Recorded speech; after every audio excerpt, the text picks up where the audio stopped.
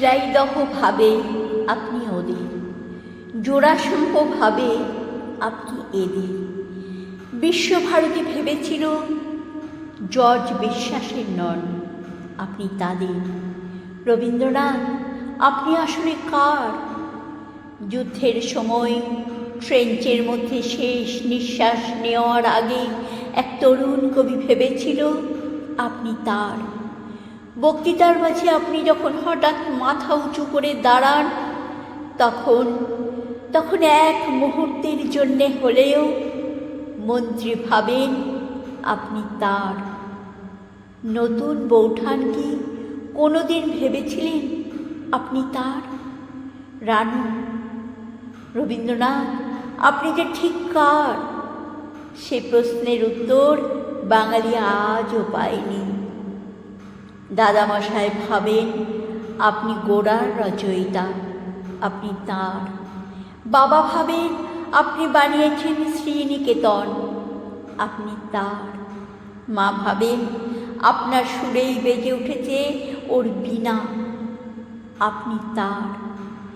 ভীরু কিশোরী যে মুখ ফুটে বলতে পারেনি, শুধু চিরকুটে লিখে দিয়েছে, হাতখানি ওই বাড়িয়ে আনো, দাও গো আমার হাতে, ধরবো তারে, ভরবো তারে, রাখবো তারের সাথে। সে মনে করে আপনি তার। আর কফি হাউসের টেবিল চাপড়ে রাগী তরুণ ঘোষণা করে আপনি আসলে মাত্রাবৃত্তে। যতজন বাঙালি ততজন রবীন্দ্রনাথ।